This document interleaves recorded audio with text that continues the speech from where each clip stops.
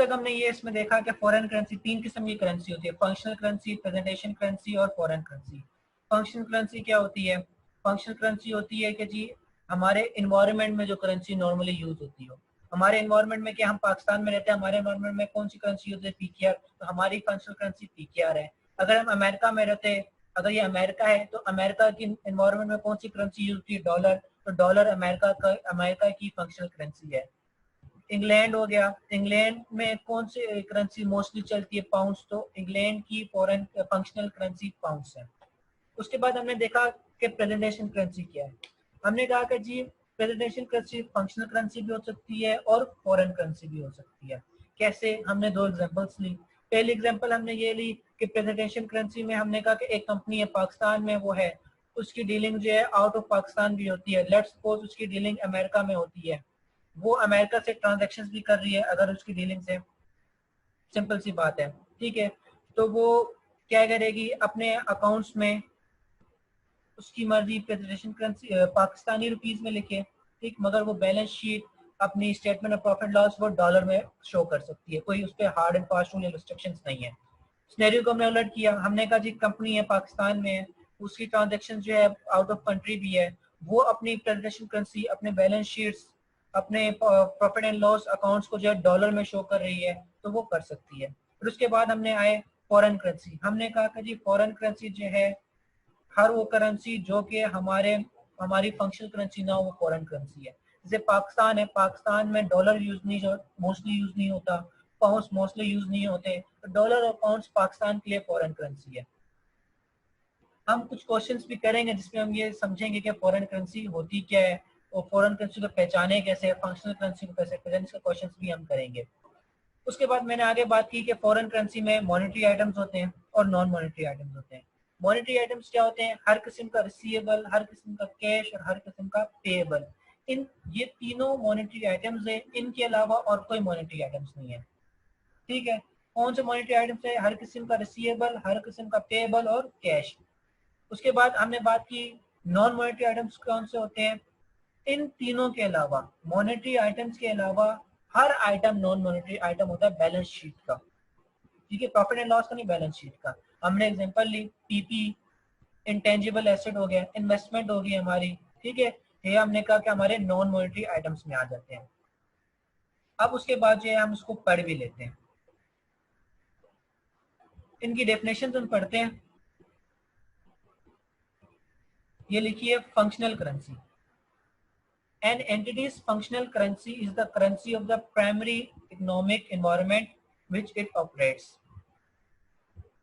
क्या कहते हैं? एक कंपनी की, एक एंटिटी की फंक्शनल करेंसी वो करेंसी होती है जो उसके एनवायरनमेंट की प्राइमरी करेंसी हो, प्राइमरी इकोनॉमिक करेंसी हो, यानी कि उसकी एनवायरनमेंट मोस्टली यूज होती हो। जैसे पाकिस्तान में मैंने एग्जांपल दी, कौन सी करेंसी ज्यादा चलती है?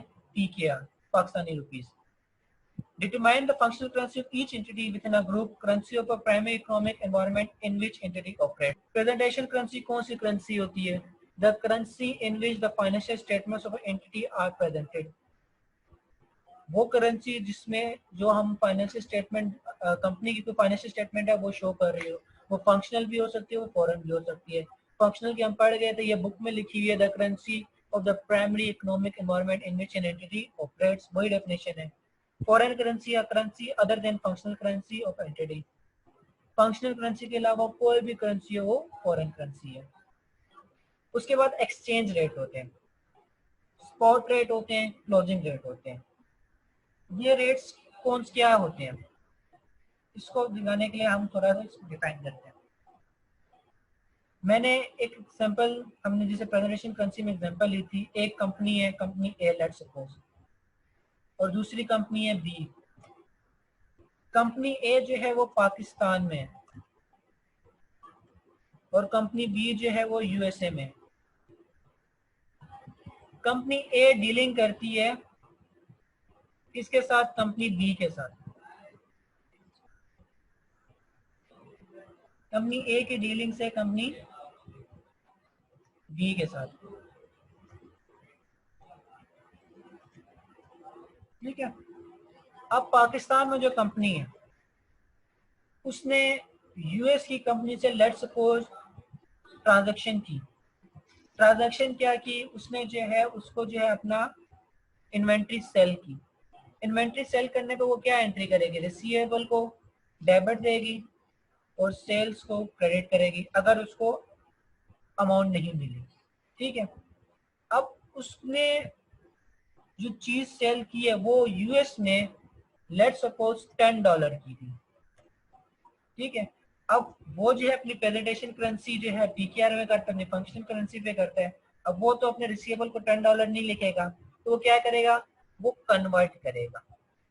इजी वर्ड में हम कहते हैं कन्वर्ट करेगा, कन्वर्जन करेगा। $10 को पीकेआर में कन्वर्ट करेगा। कैसे कन्वर्ट करेगा, $10 को मल्टीप्लाई करेगा हमारे करंट रेट से। करंट रेट लेट्स सपोज 160 हमारा है, तो वो 1600 रुपये लिखेगा $10 के बजाय। ठीक है, वो 1600 का रिसीवेबल बनाएगा, 1600 की सेल्स बनाएगा। अब मैंने यहाँ पे एक वर्ड यूज किया, वर्ड क्या यूज किया, कन्वर्ट। मगर हम स्टैंडर्ड ये कन्वर्ट वर्ड यूज नहीं करता। क्यों, क्योंकि अब हम स्टैंडर्ड कहते हैं बड़े हो गए हो, अभी आप बच्चे नहीं हो जो आप कन्वर्ट कहोगे। अब आप क्या कहोगे, अब आप कहोगे ट्रांसलेट करना है। क्या करना है, ट्रांसलेट। हमने करेंसी को ट्रांसलेट करना है। $10 की करेंसी को हम ट्रांसलेट करेंगे पाकिस्तानी करेंसी में। तो 1600 हम क्या कहेंगे, क्या चीज है 1600, क्या चीज है 1600, ट्रांसलेटेड अमाउंट है। किसकी, फॉरेन करेंसी से हमने जो ट्रांजेक्शन की उसकी अमाउंट है, ट्रांसलेटेड अमाउंट 1600। ठीक है, यहां तक कोई क्वेश्चन है तो पूछ लो, कोई भी क्वेश्चन हो तो पूछो। चलें, तो अब हम आगे देखते हैं कि ट्रांसलेट करना कब कब है। ठीक है, ट्रांसलेट हम 3 डेट्स पे करते हैं। पहली डेट्स कौन सी डेट होती है, एक होती है ट्रांजैक्शन डेट। ठीक है, दूसरी डेट हमारी होती है रिपोर्टेड डेट। रिपोर्टेड पीरियड के लो, रिपोर्टेड डेट के लो। यहाँ पर हम एक और वर्ड भी यूज कर सकते हैं, एक रिपोर्टेड पीरियड पे भी होती है, एक क्वार्टरली पीरियड पे भी होती है। दोनों पीरियड्स पे हम ट्रांसलेट करते हैं हर टाइम। और तीसरा और लास्ट हम करते हैं सेटलमेंट डेट पर या सेटलमेंट पीरियड पर। ठीक है, ये ट्रांसलेशन डेट्स हैं। यहाँ मैं लिख भी लेता हूँ, ये जो है ट्रांसलेशन डेट्स हैं। कौन कौन सी किस्म की डेट ट्रांसलेट करते हैं, किन डेट्स पे, ट्रांजैक्शन डेट पे, रिपोर्टेड पीरियड या क्वार्टरली पीरियड्स पे, सेटलमेंट डेट पे। किस तरह, एग्जांपल ले लेते हैं। एक ऊपर इसकी एग्जांपल ले लेते हैं, ए और बी कंपनीज की। ए पाकिस्तानी कंपनी है, बी यूएस में कंपनी है। अब इसको रिवर्स करते हैं, बी ने अपनी इन्वेंट्री ए को बेची, अमाउंट $10, एग्रीमेंट हुआ उनके पास, ट्रांजैक्शन होगी। ठीक है, रिसीवेबल बन गया। बी ने अपने अकाउंट्स में कहा होगा receivable debit sales credit $10 $10। A ने लिखा होगा inventory debit payable credit 1600 transaction date पे हमने ट्रांसलेट किया 1600। ठीक है, हमने अपना पेबल बनाया। हम किसके थ्रू से बना रहे, पाकिस्तानी कंपनी के थ्रू से बना रहे। पेबल बनाया 1600 का। ठीक है, हमारा ईयर एंड हो गया और रेट भी चेंज हो गया। अब इस ईयर पे अगर हम अपने क्वार्टरली पीरियड क्वार्टरली जो है अपनी स्टेटमेंट्स बना रहे हैं और क्वार्टरली स्टेटमेंट्स में जो है रेट चेंज हो जाए, तो हम क्वार्टरली में भी चेंज कर देंगे, अपने पेबल को कम या ज्यादा कर देंगे।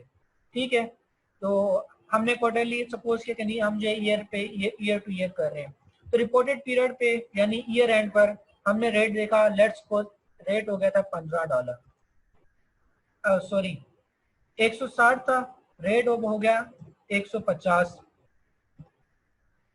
$1 किसके बराबर हो गया, 150 के। ठीक है, पहले $1 160 के बराबर था, अब $1 150 के बराबर हो गया। तो हमारा पेएबल जो 1600 का था, अब वो बन गया कितने का, 1500 का। पेएबल कितने का बन गया, 1500 का। हमने क्योंकि क्या किया, ट्रांसलेट किया। अब ये ट्रांसलेटेड अमाउंट कितनी है, 1500। 100 का हमें यहाँ पे क्या आ रहा है, लॉस। लॉस आ रहा है या गेन आ रहा है, हमें गेन आ रहा है, लॉस नहीं है। क्यों, हमें फायदा हो रहा है जी। जहां हमने 1600 रुपए देने थे वहां हम 1500 रुपए दे रहे हैं। जहां हम 1600 दे रहे थे वहां हम अब कितने दे रहे हैं, 1500। तो 100 रुपए की हमें बचत हो गई, हमें गेन हो गया। ये जो 100 रुपए का हमें गेन हुआ, इसको हम क्या कहेंगे, फॉरेन करेंसी एक्सचेंज गेन। हम इसे लिखेंगे एक्सचेंज गेन, या लॉस भी लिख सकते हो, फॉरेन करेंसी गेन भी लिख सकते हो। ठीक है। अब किन चीजों को हम सिर्फ ट्रांसलेट कर सकते हैं, हमने तो अब ये तो पढ़ लिया ना कि हम ट्रांसलेट करेंगे ईयर एंड पे, किन डेट्स पे पढ़ेंगे, करेंगे हम ट्रांसलेट, ट्रांजैक्शन डेट पे, रिपोर्टेड डेट पीरियड पर, सेटलमेंट डेट पर। हमने ये पढ़ लिया, ठीक है। अब इसकी जो ये सेटलमेंट डेट वाला रहता है वो मैं करवाता हूँ, एक सेकंड में। हमने अब ये गेन आ गया स्टैंडर्ड का। अब हम ये चीज देखेंगे कौन सी है, मॉनेटरी आइटम्स को, नॉन मॉनेटरी आइटम्स को हम ट्रांसलेट करेंगे, दोनों को हम ट्रांसलेट कर सकते हैं। ठीक है। यहाँ पर इस चीज पर आपने हमेशा एक बात याद रखनी है, हम सिर्फ मॉनेटरी आइटम्स जो है उन्हीं को ट्रांसलेट करेंगे रिपोर्टेड पीरियड्स पर। ट्रांजैक्शन डेट पर हम सबको करेंगे, मगर हमारी रिपोर्टेड पीरियड्स और सेटलमेंट डेट पर हम सिर्फ किसे करेंगे, हम सिर्फ जो है मॉनेटरी आइटम्स को करेंगे, हम नॉन मॉनेटरी आइटम्स को नहीं करेंगे। हर किस्म के पेबल, हर किस्म के रिसीवेबल और हर किस्म के कैश, उसको सिर्फ हम ट्रांसलेट करेंगे ईयर एंड पर और सेटलमेंट डेट पर। ट्रांजैक्शन डेट पे हम सबको करेंगे, नॉन मॉनेटरी को भी करेंगे, ठीक है, क्योंकि हमने अपनी प्रेजेंटेशन करेंसी में बताना है कि जी इतनी की चीज हमने ली है, वैसे को मॉनेटरी है या नॉन मॉनेटरी, हम ट्रांजैक्शन डेट पर उसको ट्रांसलेट करेंगे। मगर रिपोर्टेड पीरियड और सेटलमेंट डेट पर हम नॉन मॉनेटरी आइटम्स को ट्रांसलेट नहीं करेंगे, हम मॉनेटरी आइटम्स को ट्रांसलेट करेंगे। ठीक है। हर किस्म के पेबल, हर किस्म का रिसीवेबल, हर किस्म का कैश, ये मॉनेटरी आइटम्स होते हैं। इन तीन के अलावा और कोई मॉनेटरी आइटम्स नहीं होता। मैं अब अपनी एग्जांपल को कंटिन्यू रख रहा हूँ। ये रिपोर्टेड पीरियड पर जो है हमारा जो रेट चेंज हो गया था, तो हमने उसे ट्रांसलेट कर दिया और हमें 100 का गेन आ गया। ठीक है। अब जो है लेट सपोज जो है हमने सेटलमेंट कर ली, अब हम उसको अमाउंट दे रहे, और इस टाइम सेटलमेंट डेट पे हमारी करेंसी का जो रेट था फिर चेंज हो गया।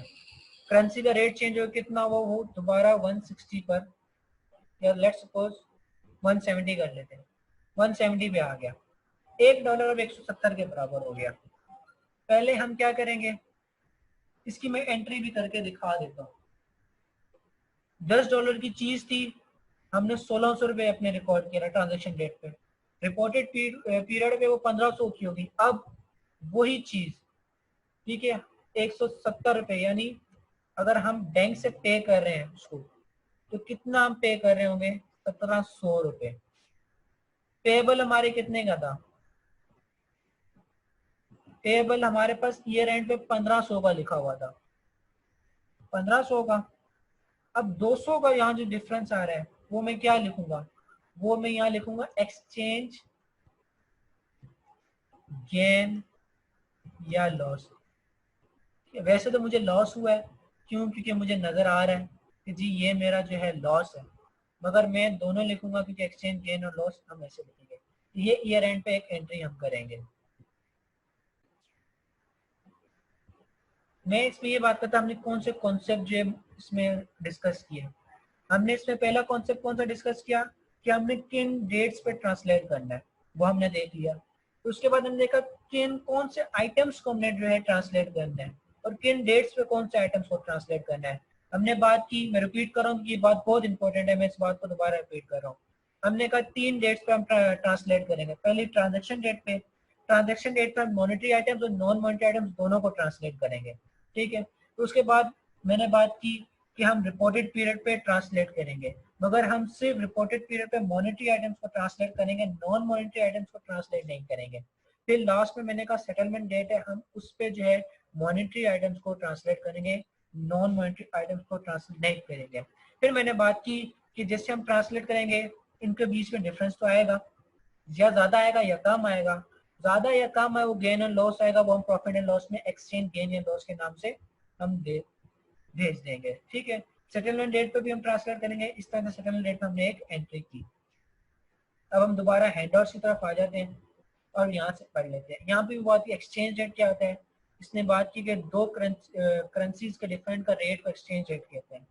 स्पॉट रेट क्या कहते हैं, उस डेट पे ट्रांजैक्शन डेट पर जो रेट होता है उसे हम स्पॉट रेट कहते हैं। ठीक है, जैसे इस डेट पे क्या रेट था हमारा 160 रुपीज था, $1 160 के बराबर था। तो ये जो 160 रुपीज है, 160 का जो रेट है ये स्पॉट रेट है। सही है।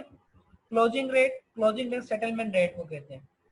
ठीक है, जो हम ईयर एंड पे कर रहे हो या सेटलमेंट डेट पे कर रहे हो उसे कहते हैं हम क्लोजिंग रेट। एक्सचेंज डिफरेंस का क्या है, a difference resulting from translating a given number of units.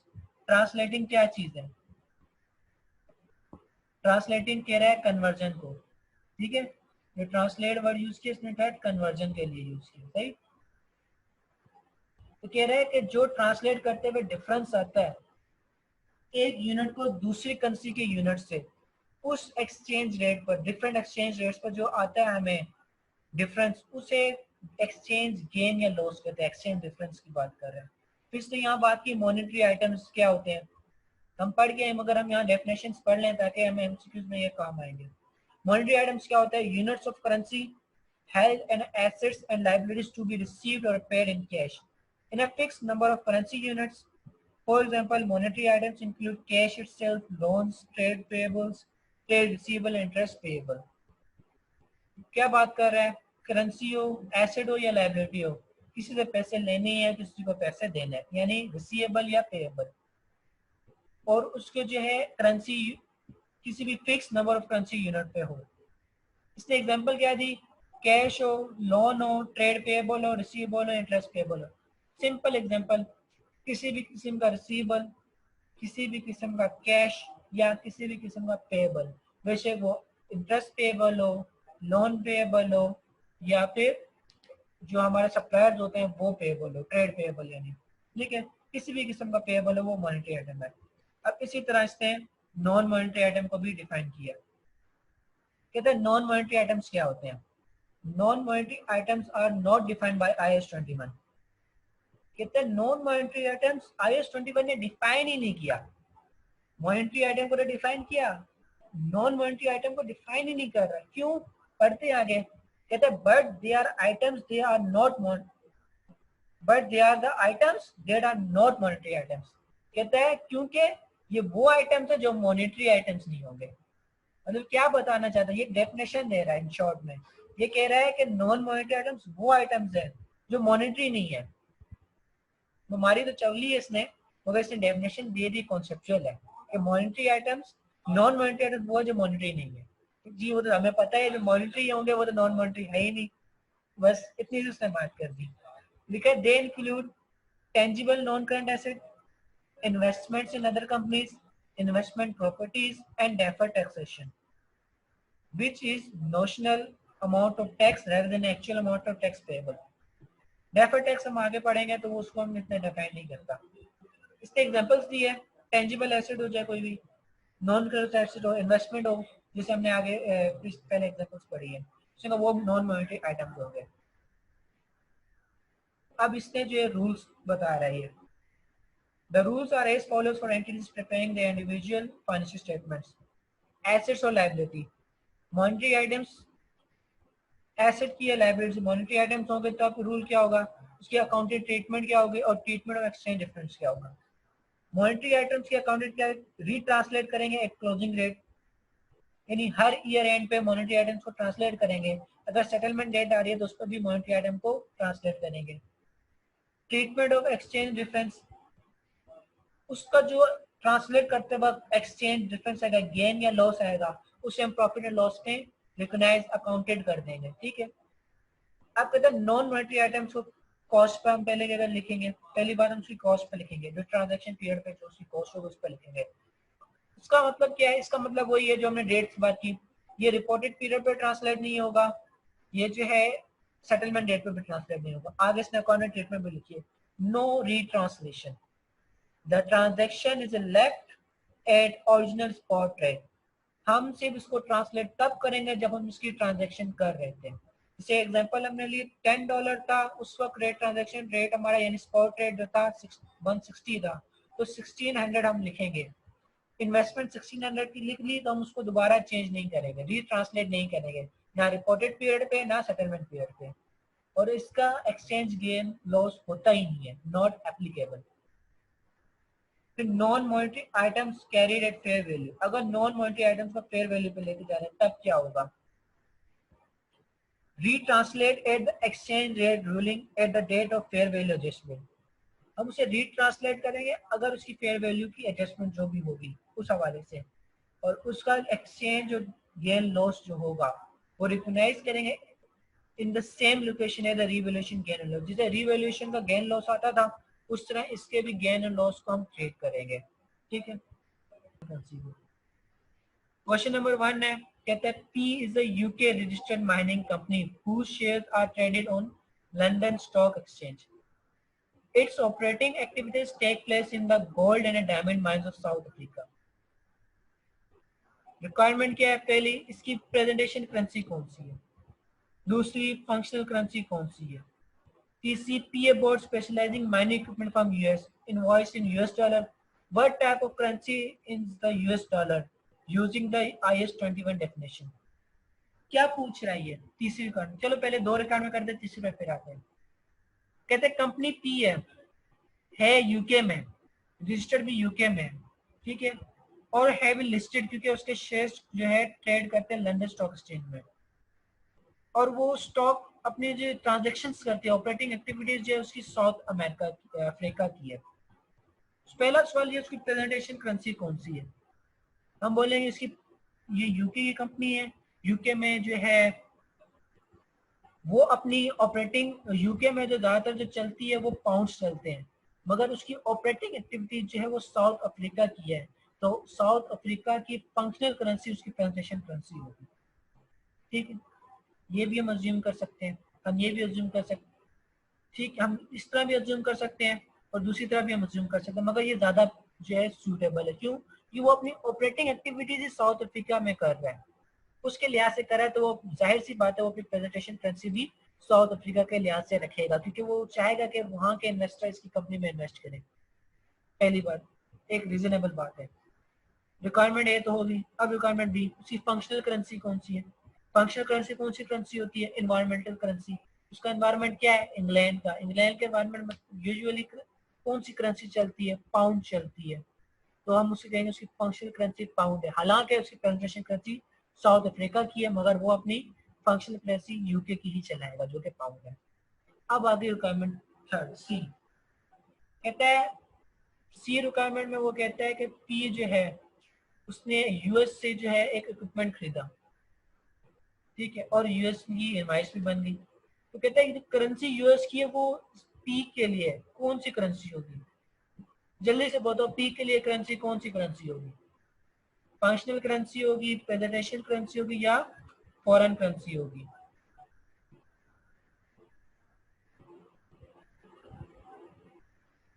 कौन सी करेंसी होगी? जल्दी जल्दी बताओ। ये करेंसी होगी फॉरेन करेंसी। क्यों?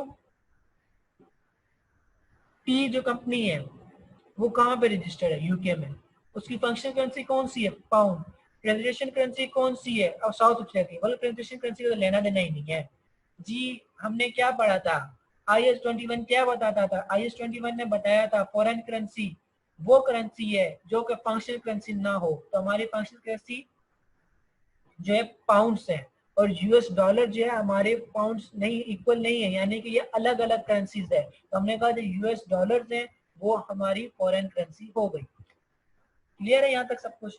चलो ये सवाल देखते हैं, क्वेश्चन नंबर 2। कहते हैं आप Pakistani company with rupee as is functional currency, यहाँ इसका बता दे कि जी फंक्शनल करेंसी जो रुपीज है, has the financial year ending on 31 December, उसने कहा ईयर एंड यानी रिपोर्टेड पीरियड भी 31 दिसंबर बता दिया।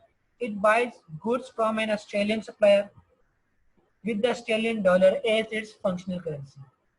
ऑस्ट्रेलियन डॉलर बताया, ऑस्ट्रेलियन डॉलर जो है वो ऑस्ट्रेलिया की फंक्शनल करेंसी है। On 1 December 2016 invoice as $10,000, Australian $10,000 है, ठीक है। अब ऑस्ट्रेलिया के फंक्शनल करेंसी है ऑस्ट्रेलियन डॉलर, मगर हमारे पाकिस्तान की फंक्शनल करेंसी तो नहीं है, तो हमारे लिए ये कौन सी करेंसी हुई? बोलो जल्दी बोलो, मेरे साथ बोले, कौन सी करेंसी हुई? हमारे लिए ये फॉरेन करेंसी हुई। The Australian supplier is eventually paid in March 2017, उसको जो है मार्च 2017 में पे कर देंगे। Exchange rate over the period were as follows, exchange rate उसने दे दिया, 1 दिसंबर 2016 को $75 का था। अब यहाँ पे मैं एक और कॉन्सेप्ट शेयर करता हूँ, पहले बता दो, 75 रुपीज जो है एक ऑस्ट्रेलियन डॉलर का था 2016 में, उस 1 दिसंबर को, और ईयर एंड पे यानी कि 30 दिन के बाद वही ऑस्ट्रेलियन एक डॉलर जो था वो 80 रुपए के बराबर हो गया, ठीक है। तो 31 मार्च को जो है वो ऑस्ट्रेलियन डॉलर 81 रुपीज का हो गया। यहाँ डेट की तरह मसला है, ये 31 मार्च 2016 नहीं 2017 है, ठीक है। ये 2017 है, 16 नहीं है, ये थोड़ी मिस्टेक है इसमें, यहाँ मैं लिख भी देता हूँ, ये 2017 है, ठीक है, ये 2017। अब यहाँ पे मैं एक और जो है बहुत इंपॉर्टेंट कॉन्सेप्ट शेयर करने जा रहा हूँ, इसके बाद जो है हम ऑफ करेंगे। ये सवाल बेशक हम आज ना करें, मगर ये कॉन्सेप्ट आज हम समझ के जाएंगे, ठीक है। कॉन्सेप्ट क्या है? कॉन्सेप्ट ये है कि जी हमारी करेंसी स्ट्रॉन्ग है या वीक है। ये ऐसा कॉन्सेप्ट है जो हमें फाइनल में भी काम आएगा, और फाइनल में भी बच्चे फंसते हैं अगर यहाँ समझ ना आए तो, ठीक है। हम इस चीज में देखेंगे कि हमारी करेंसी स्ट्रॉन्ग है या वीक है, हमें कैसे पता चलेगा? इसका सिंपल सा रूल है, हमारी करेंसी तो फंक्शनल करेंसी होगी, वो हम देखेंगे, अगर हमारी करेंसी में अमाउंट ज्यादा आ रही है तो हमारी करेंसी वीक है, और अगर हमारी करेंसी में अमाउंट कम आ रही है तो हमारी करेंसी स्ट्रॉन्ग है। कैसे? अब इसकी एग्जांपल लेते हैं। क्या बात की मैंने बात की कि मेरी करेंसी फंक्शनल करेंसी पीकेआर जो है, एक पी मेरे पास पीकेआर 160 रुपए का, ठीक है। 160 रुपए किसके बराबर है? 160 रुपए जो मैंने कहा वो बराबर है एक यूएस डॉलर के। अब मेरी करेंसी जो है पीकेआर है, मेरे पास फॉरेन करेंसी है डॉलर की। अब मुझे यहाँ कैसे पता चलेगा मेरी करेंसी स्ट्रॉन्ग है या वीक है? मैंने क्या बात की, अगर मेरी फंक्शनल करेंसी, मेरी करेंसी में अमाउंट ज्यादा होगी, किसके निस्बत ज्यादा होगी? मेरे फॉरेन करेंसी के से। अब फॉरेन करेंसी कितनी है? $1। यहाँ पे फॉरेन करेंसी $1 है, और मेरे पास जो है पाकिस्तानी रुपीस कितने? 160। यानी एक, अगर इस तरह से कहूँ, एक अमेरिका का एक बंदा जो है वो अमेरिकन वफादार है, और हमारे 160 बंदे वफादार है, ऐसे समझ लो। अमेरिका का एक बंदा हमारे 160 बंदों के बराबर है, यानी कि हमारी करेंसी जो हुई वो वीक हुई। हमारी करेंसी कौन आ गई? हमारी करेंसी वीक हुई, करेंसी वीक हुई, ठीक है। अब यहीं हम दूसरी एग्जांपल लेते हैं। मेरा पीकेआर कितने रुपए का है? ₹1 का है, ठीक है। और डॉलर कितने का है? ₹1 और $2। अल्लाह करे ऐसा दिन भी आएगा किसी दिन कि जब हमारी पाकिस्तानी रुपीज ₹1 की होगी, अमेरिकन $2 होगा। मगर हम जो अभी सवाल की तरफ आते हैं, यहाँ मेरी करेंसी क्या होगी, ठीक है। ये अब सवाल है हमारी यहाँ करेंसी होगी क्या। पीकेआर का एक पाकिस्तानी के पाकिस्तान का एक बंदा जितना वफादार है अपने मुल्क से, उतने ही अमेरिका के 2 बंदे वफादार है। यानी पाकिस्तान का एक नौजवान अमेरिका के 2 नौजवानों के बराबर है। मतलब यहाँ पे हमारी करेंसी स्ट्रॉन्ग है, हमारा एक बंदा 2 से लड़ सकता है, वो इतना है कि 2 को हरा दे, तो यहाँ पे हमारी करेंसी क्या हुई? स्ट्रॉन्ग हुई।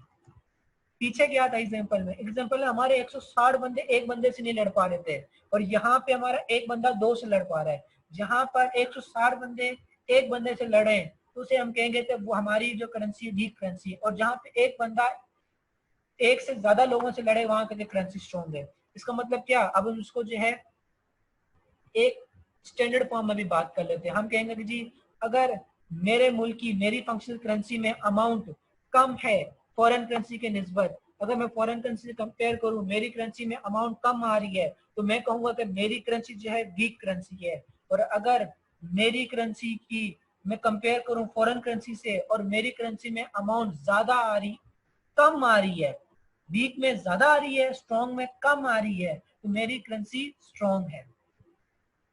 ठीक है, आज हम यहाँ तक ही रखेंगे, क्वेश्चन को हम कल करेंगे। ये जो क्वेश्चन नंबर 2 है ये आपके लिए होमवर्क है, इसकी स्क्रीनशॉट ले लो, इसकी पीडीएफ भी जो है मैं ग्रुप में भेज दूंगा। अभी इसकी स्क्रीनशॉट ले लो, मैं 3 तक गिन रहा हूँ, फिर एक क्विकली रिव्यू करेंगे, फिर उसके बाद जो है छुट्टी करेंगे। 3, 2, 1, चलो जी मैं अब इसको बंद कर रहा हूँ। आज हमने क्या क्या पढ़ा वो हम देख लेते हैं। हमने आज पढ़ा करेंसी 3 किस्म की होती है, functional currency, presentation currency, foreign currency. हमने कहा फंक्शनल करेंसी उस करेंसी को कहते हैं जो हमारे एनवायरनमेंट में हो। प्रेजेंटेशन करेंसी हमने कहा फंक्शनल भी हो सकती है, फॉरेन भी हो सकती है। हम उसे प्रेजेंटेशन करेंसी मोस्टली कहते हैं जहाँ पे हम ज्यादातर अपने ऑपरेटिंग एक्टिविटीज कर रहे हो। ठीक है, फॉरेन करेंसी हर वो करेंसी जो फंक्शनल करेंसी ना उसे हम फॉरेन करेंसी कहेंगे। हमने ली एग्जाम्पल डॉलर पाउंड की। फिर हमने कहा फॉरेन करेंसी में 2 किस्म के आइटम्स होते हैं, मॉनेटरी आइटम्स और non monetary items. Monetary items हमने बात की हर किस्म का रिसीवेबल, हर किस्म का पेएबल, हर किस्म का कैश। हमने फिर कहा कि नॉन मॉनेटरी आइटम्स वो आइटम्स होते हैं जो कि मॉनेटरी आइटम्स ना हो। हमने एग्जांपल ले ली पीपी, इंटेंजिबल एसेट्स और इन्वेस्टमेंट्स। फिर हमने आगे हम चले शदीद चलने से हमने देखा कि हम ट्रांसलेट किन डेट्स पे करते हैं। हमने कहा हम 3 डेट्स पे ट्रांसलेट करते हैं, ट्रांजेक्शन डेट पे ट्रांसलेट करते हैं। ट्रांजेक्शन डेट्स पे हमने कहा हम मॉनेटरी आइटम्स और नॉन मॉनेटरी दोनों को ट्रांसलेट करते हैं। हमने कहा फिर उसके बाद सेकंड ट्रांसलेट हम करते हैं रिपोर्टेड पीरियड पे या क्वार्टरली पीरियड पे। रिपोर्टेड पीरियड पे हमने कहा सिर्फ हम मॉनेटरी आइटम्स को करते हैं, नॉन मॉनेटरी आइटम्स को नहीं करते। और हम जो ट्रांसलेट जब हम करते हैं उनके बीच में जो डिफरेंस आते हैं, दोनों डिफरेंस में से जो गेन या लॉस होते हैं उसे एक्सचेंज गेन या लॉस करते हैं, फॉरेन एक्सचेंज गेन या लॉस। फिर हमने कहा लास्ट हम टाइम उसे ट्रांसलेट जब हम करते हैं हम सेटलमेंट डेट पे ट्रांसलेट करते हैं। सेटलमेंट डेट पे हम ट्रांसलेट करते हैं, उसमें भी जो डिफरेंस आता है उसको भी एक्सचेंज गेन या लॉस में रिकॉर्ड करते हैं। Exchange gain and loss profit and loss का आइटम होता है उसमें जाता है। उसके बाद हमने बात की कि जी करेंसी स्ट्रॉन्ग या वीक कैसे हो, उसको कैसे पहचाने। हमने बात की कि अगर हमारे ये अपने पास लिख भी लो, बेशक नोट कर लो, अपने पास नोट करो, अगर हमारी फंक्शनल करेंसी में अमाउंट ज्यादा है as compare to foreign currency तो हमारी करेंसी वीक करेंसी है। मैं रिपीट कर रहा हूँ, मैं सेकेंड टाइम रिपीट करूंगा, उसके बाद जो मैं नेक्स्ट लूंगा लिख लेना। मैंने बात की कि अगर हमारी फंक्शनल करेंसी में अमाउंट ज्यादा है as compare to foreign currency तो मेरी करेंसी वीक करेंसी है। इसी के वाइस वर्सा चलते हैं, अगर मेरी फंक्शनल करेंसी में अमाउंट कम है as compare to foreign currency तो ये मैं कहूंगा कि मेरी करेंसी स्ट्रॉन्ग करेंसी है। पाकिस्तान का एक बंदा अमेरिका के 2 बंदों के बराबर है, मेरी करेंसी स्ट्रॉन्ग है। पाकिस्तान के 160 बंदे अमेरिका के एक बंदे के बराबर है, मेरी करेंसी वीक है।